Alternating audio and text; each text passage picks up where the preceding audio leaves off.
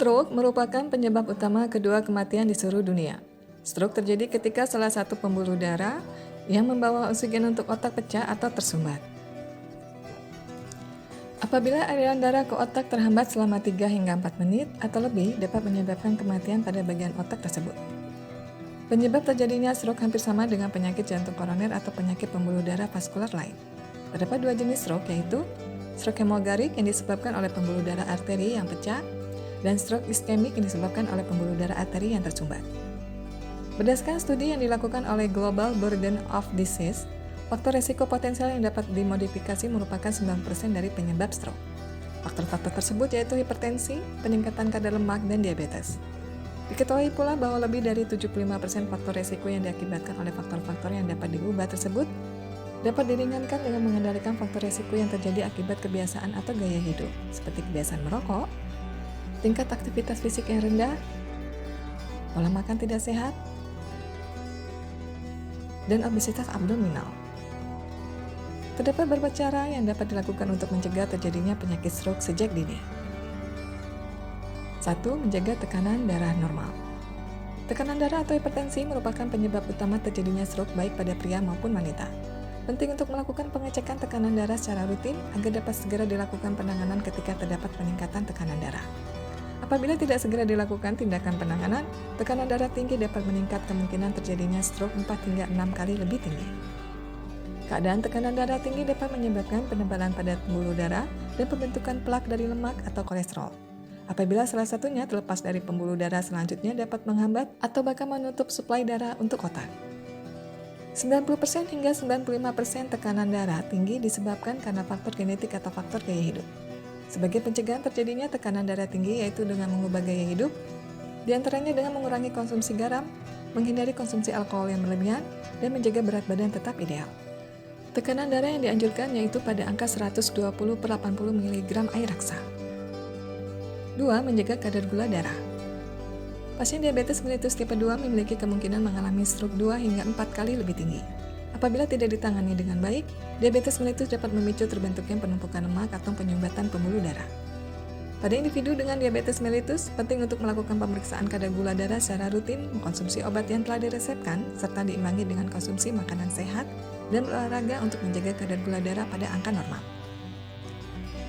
3. Menjaga kadar kolesterol. Hampir seluruh penelitian yang telah dilakukan menunjukkan bahwa peningkatan total kolesterol merupakan faktor terjadinya stroke. Sumbatan yang diakibatkan oleh kolesterol pada pembuluh darah arteri dapat menyebabkan serangan jantung dan stroke.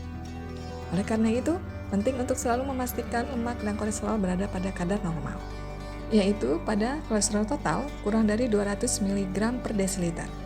LDL, kolesterol jahat, kurang dari 100 mg per desiliter.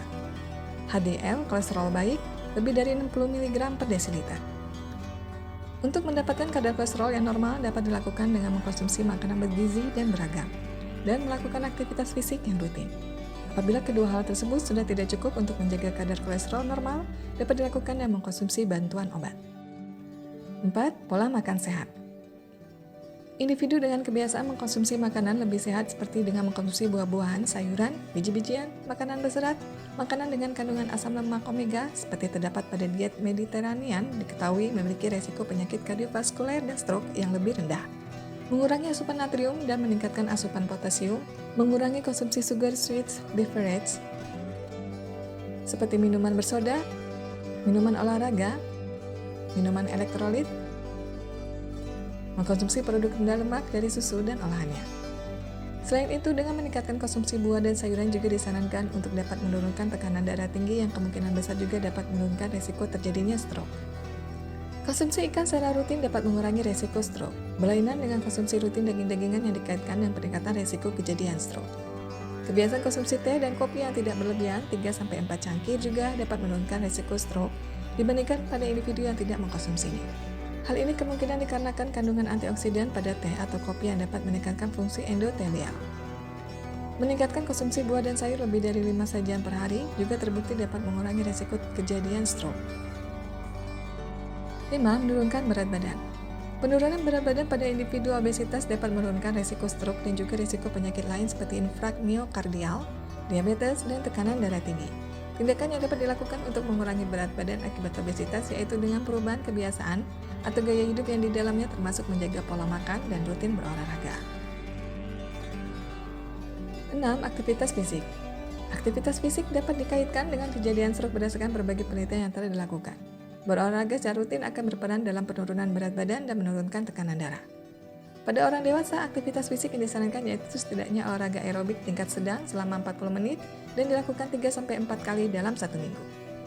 Meningkatkan aktivitas fisik dapat dimulai dengan hal kecil seperti lebih memilih untuk menaiki tangga dibandingkan lift atau berjalan-jalan ketika pagi hari. Berolahraga secara teratur dapat menurunkan risiko kejadian stroke hingga 30%. 7. Berhenti merokok. Kebiasaan merokok merupakan salah satu penyebab stroke yang dapat diubah. Pada studi terbaru, perokok pasif juga dikaitkan dengan penyebab terjadinya stroke.